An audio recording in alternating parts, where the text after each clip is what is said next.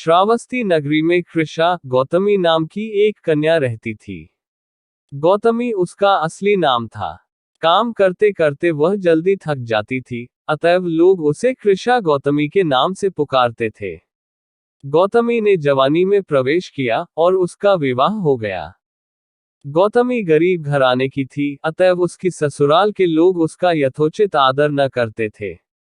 कुछ समय बाद गौतमी के एक पुत्र हुआ।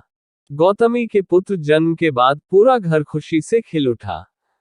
अब घर में उसका आदर होने लगा और सारे उसके साथ बहुत अच्छा व्यवहार करने लगे। लेकिन भगवान को कुछ और ही मंजूर था। गौतमी का शिशु जब कुछ बड़ा हुआ और इधर उधर खेलने लायक हुआ तो विधाता ने उसे उठा लिया। गौतमी ने सोचा, पुत्र जन्म से पहले मेरा इस घर में अनादर होता था। पुत्र जन्म के बाद लोग मेरा आदर करने लगे, लेकिन अब ये लोग मेरे प्रिय शिशु को मौत के बाद न जाने कहां छोड़ देंगे।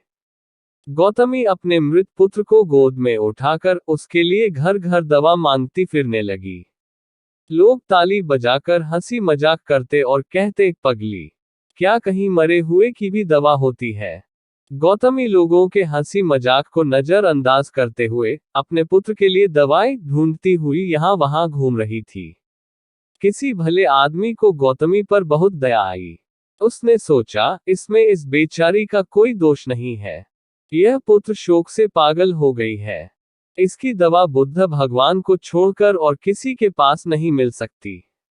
उसने कहा, माँ, तुम बुद्ध भगवान के पास जाकर उनसे पूछो। महात्मा बुद्ध ही तुम्हें इसकी दवाएं दे सकते हैं। गौतमी अपने शिशु को गोद में उठाकर महात्मा बुद्ध जी के पास पहुंची। बुद्ध पालथी मारे बैठे थे। गौतमी महात्मा बुद्ध का अभिवादन करके बोली, महाराज, मेरे पुत्र को दवा दीजिए। महात्मा बुद्ध ने बड़े ही विनम्र स्वभाव से कहा, तूने अच्छा किया जो यहाँ चली आई। देख, तू इस नगर में से जिस घर में किसी की मौत न हुई हो, उस घर से सरसों के दाने मांग ला, फिर मैं तुझे दवा दूंगा। भगवान की बात सुनकर गौतमी बहुत प्रसन्न हुई और सरसों के दाने लेने के लिए चली गई। पहले घर में जाकर उसने निवेदन किया, देखिए बुद्ध भगवान ने मुझे आप लोगों के घर से सरसों मांगकर लाने को कहा है। आप लोग सरसों देने की कृपा करें।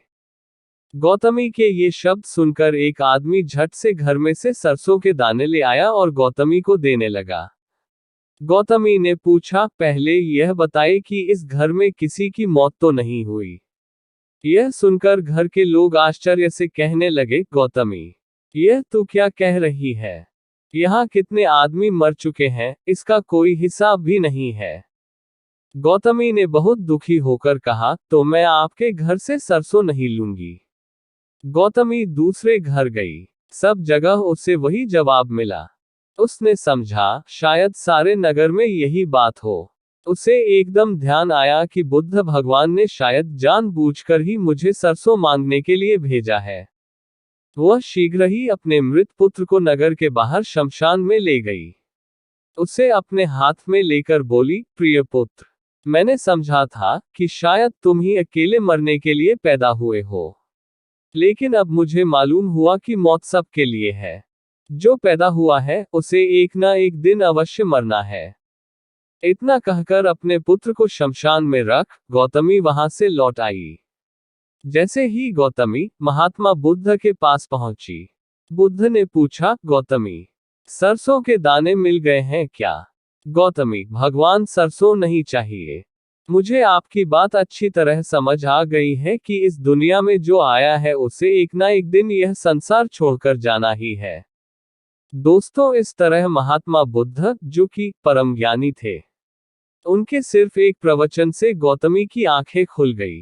अंत में हमें उम्मीद है कि हमारे द्वारा सुनाई गई यह कहानी आपको पसंद आई होगी। ऐसी ही और अच्छी कहानियां सुनने के लिए हमारे चैनल को सब्सक्राइब करना ना भूलें। धन्यवाद।